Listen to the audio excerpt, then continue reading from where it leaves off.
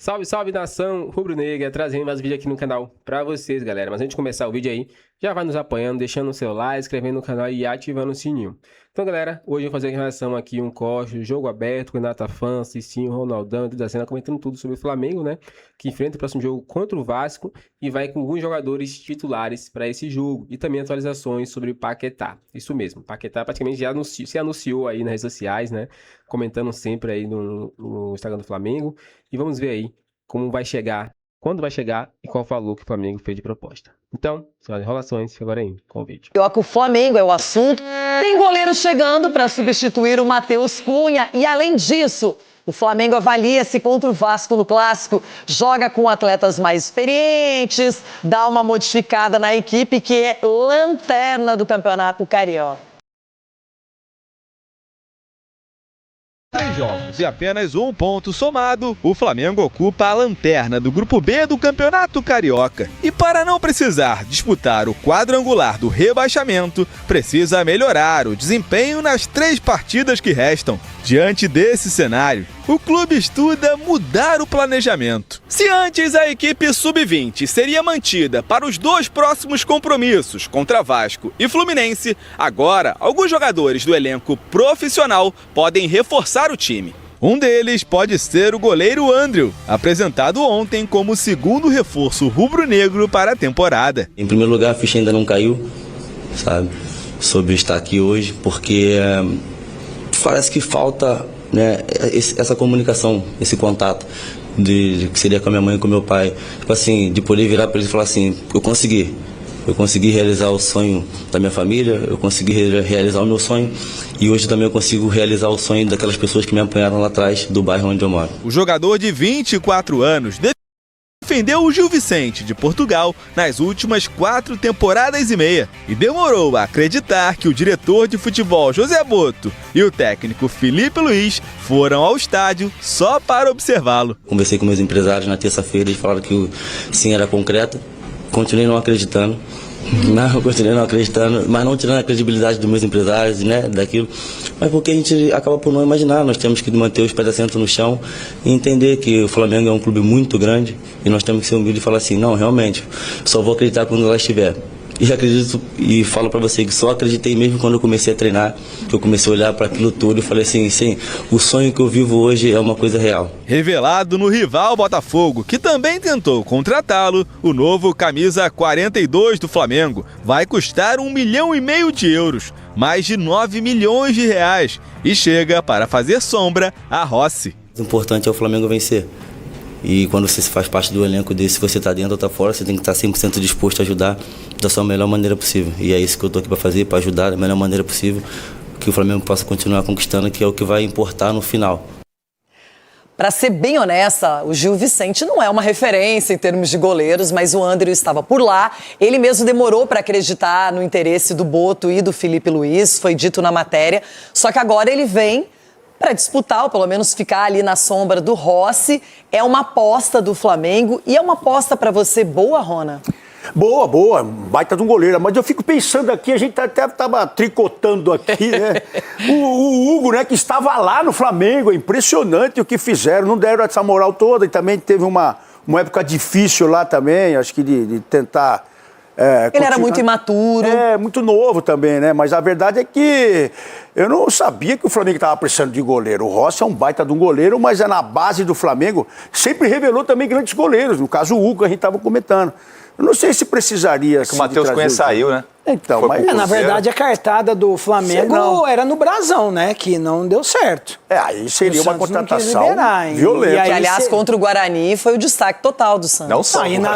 O ano passado, né? Se não fosse o Brasão, o Santos tinha caído. E pra ser goleiro do Santos, o cara tem que ser um fenômeno mesmo. Porque vai o time pra ir bola no gol, hein? Mas imagina o Brasão indo pro Flamengo tendo... um Rossi lá como titular. Então, imagina se ele ia ficar no banco ou não. A briga que seria, de repente, interna ali. Mas tem muito campeonato esse ano, Edu. Tem muita coisa. Mas goleiro não gosta de mas o goleiro pode se machucar a qualquer momento. O futebol, ele apronta bastante. De repente, se você pede o Ross, você tem que ter plena confiança que o André vai entrar e vai ser um goleiro do mesmo nível. O Flamengo tem que saber o que está fazendo. Agora, o Flamengo é lanterna por conta de jogar com o time sub-20, nem o Filipe Luiz vem comandando os jogos, as partidas, e na sequência, clássico com o Vasco, clássico com o Fluminense e depois o Sampaio Correia do Dracena. O planejamento do Flamengo era esse, Renata. É claro que não esperava passar por essa dificuldade, principalmente jogando o Campeonato Carioca com um time de juniores, jogadores que não estavam tendo tanta oportunidade da equipe principal. Agora, tem esses 3 jogos, são jogos importantes, até porque a gente sabe que o Campeonato Carioca, né, é um campeonato diferente daqui do Campeonato Paulista, mas voltando o time titular, voltando com esses jogadores... Mas você jogaria então com os titulares ou pelo menos uma mescla a partir do jogo contra o Vasco? Eu mesclaria, até porque tá para dar ritmo também um pouco. Só que eles ganharam bastante tempo, né, Renata? Eu acho que já treinaram 2 semanas. Então, para alguns jogadores, de repente, já tá num nível bom para jogar e até mesmo para ganhar ritmo. Agora, outros jogadores precisam mais de tempo. Então, eu mesclaria assim, principalmente no momento difícil que o Flamengo está passando no Campeonato Carioca. E Cicinho, se por um acaso ficar disputando para não cair, vai ter um quadrangular, tem mais jogos ainda no calendário, não seria uma boa opção para o Flamengo. É melhor resolver agora, enquanto é tempo. Mescla, manda uns jogadores mais experientes e tenta fazer os pontos necessários no Cariocão. Talvez o único planejamento que não deu certo do Flamengo foi essa questão de colocar esses meninos para jogar e analisar esses jogadores e falar, ó, esse tem condições de estar no elenco principal, assim, assado.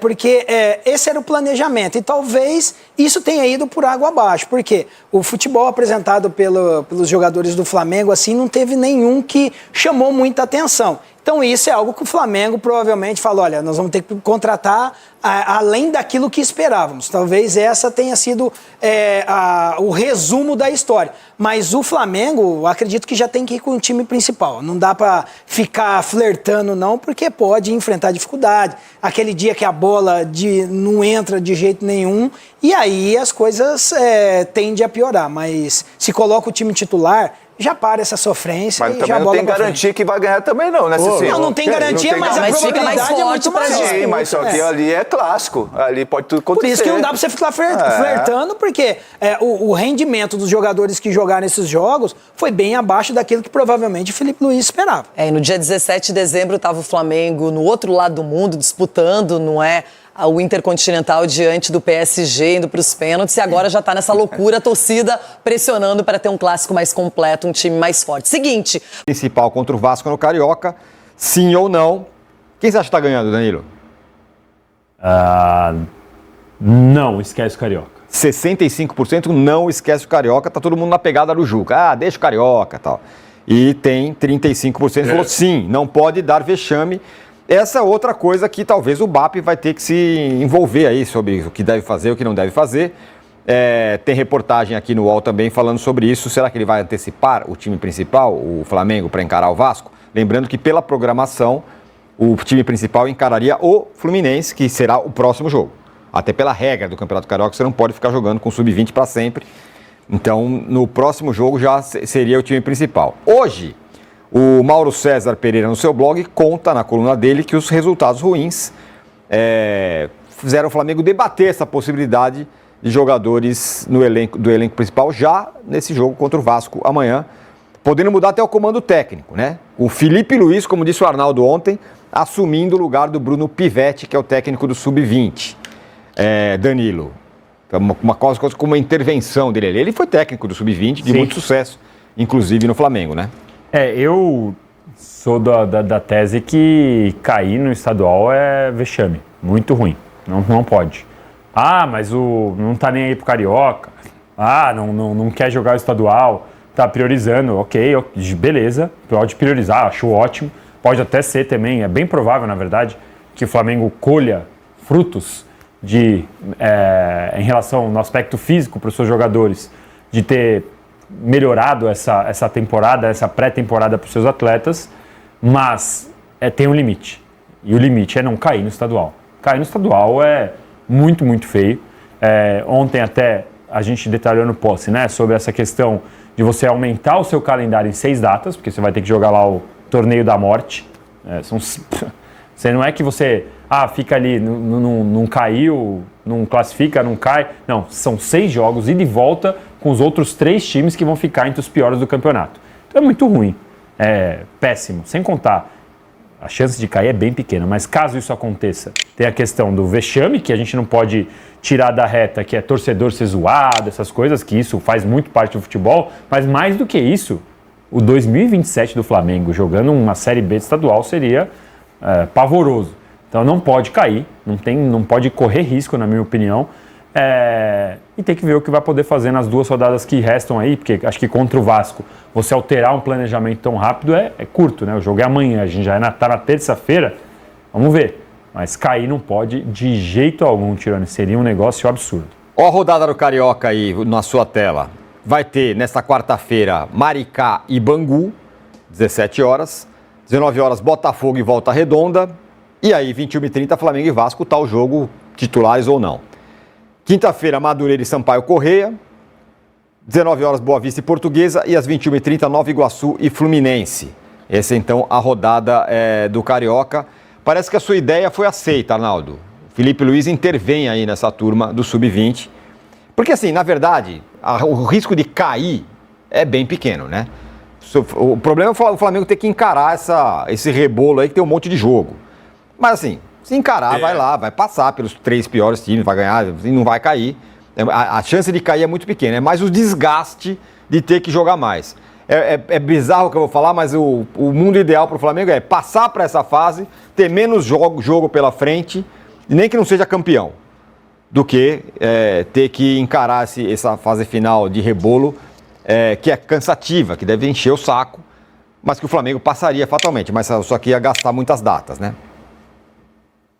Nesse ano, é o cenário ideal para Palmeiras, Flamengo, São Paulo, Corinthians, né? Para os principais e para os médios hoje do futebol brasileiro, né? Passar com sequelas mínimas pelo estadual, ter menos datas e não correr riscos maiores, né? De vexame, de queda e tudo mais, né? As armadilhas do estadual do Rio são diferentes em relação a São Paulo, né? Cair é mais difícil porque tem esse rebolo. Em São Paulo é a fase classificatória, os 2 últimos caem. A fase classificatória de São Paulo é bem mais difícil. Mas o que eu acho que aconteceu aí, você pode pegar o aspecto aí, Felipe Luiz, o chefe da comissão técnica tinha que ter mais envolvimento nesse início. Inclusive com supervisão, possível mescla e tal. Porque uma coisa, Tirone, é o atleta que ficou... claro que todo mundo precisa de um respiro. O técnico de futebol ele é massacrado hoje, né? Ele tem... o desgaste mental de um técnico de futebol é absurdo. Mas nesse calendário específico aí, eu acho que o Flamengo teria que ter começado já sob a supervisão do Felipe Luiz o campeonato estadual desde a primeira partida. Não que ele desde a primeira partida precisasse ir ao banco. Tem outros clubes fazendo coisas peculiares em relação a treinador nesse início de ano. Por exemplo, o Internacional é dirigido pelo Pesolano, ele dirige o time num jogo sim e num jogo não. No jogo não é o auxiliar, ele fica com o profissional treinando. Enfim, tem um monte de coisas, mas nesse caso do Flamengo, a partir da primeira derrota, que deixava já a situação complexa, aquela derrota para o Bangu, eu acho que o Felipe Luiz já deveria ter dado as caras. E agora, num clássico contra o Vasco, Fernando Diniz e tudo mais, tal, ele tem que estar no banco. Para mim é óbvio. Ele tem que participar da preparação do time, de uma eventual mescla para o jogo, e estar no banco dando respaldo aos garotos e a possíveis reservas que vão a campo. Faz parte, ele tem que dar as caras. É a hora do Felipe Luiz, o técnico sensação do futebol brasileiro, aparecer, estrear em 2026. Ainda sobre isso, a gente vai falar daqui a pouco de Ryan, se vai sair do Vasco ou não vai, mas Danilo, ainda fica uma respinga na categoria de base do Flamengo. Já tem gente falando, só tem bagre, a categoria de base é uma porcaria, o Flamengo não revela ninguém, que é claro que não é verdade, né? Não é. Mas os caras estão aí jogando contra profissionais e estão perdendo, e fica uma mancha, inclusive, nos jogadores, né? O que é hoje eu vou te ensinar a fazer... péssimo. Não jogou a copinha para jogar o estadual. Tá jogando o estadual, tá apanhando de todo mundo. Mas foi uma estratégia que eu acho que ninguém imaginava que o Flamengo fosse ter assim, tantas dificuldades. Lógico que ia ter uma dificuldade ou outra você jogar um sub-20 entre os profissionais, mas nesse nível de repente fazer o Flamengo correr o risco de ser rebaixado ou enfim, de disputar o torneio da morte, realmente é algo que eu imagino que a diretoria não estava planejando. A gente falou no começo do programa e fez muitas comparações sobre a base do São Paulo, né, sobre como seriam os jogadores do São Paulo para caso tenham que jogar logo no profissional. Falamos agora há pouco do João Paulo. E essa subida da base, ela tem que ser feita num momento sempre estratégico. A partir do momento que o torcedor do Flamengo está ali olhando, encarando esses caras, e os caras estão tendo dificuldades normais, enfrentando um cara de 35, 34, 38 anos, cara que já rodou, que sabe catimbar, que sabe, que às vezes nem está no seu auge físico, mas como diria o Romário, sabe os atalhos do campo. Então assim, a molecada obviamente vai sofrer. E queimar é a pior coisa que o torcedor poderia fazer. Vamos lembrar, no ano passado, quando o João Vitor dá aquele recuo para o Rossi, para mim o erro foi do Rossi, mas o Boto depois nas entrevistas falou, não, o João Vitor não dá mais para jogar, porque o nível de pressão lá, sendo que o grande erro dele jogando no profissional do Flamengo foi um recuo para o Rossi, que o Rossi poderia ter resolvido de outras 35 formas, que não aquela que acabou resultando no gol. Então, é muito ruim, é o lado arriscado que tem essa estratégia do Flamengo, e eu espero que esses garotos tenham a blindagem suficiente para que eles possam continuar se desenvolvendo, porque eu tenho certeza que há talentos ali na base do Flamengo. Então é isso, galera. Chegando a mais um fim de vídeo aqui no canal, vamos falar um pouquinho sobre o mercado da bola agora, né? Um pouquinho aí sobre o Flamengo e o caso aí Paquetá. Isso mesmo, né?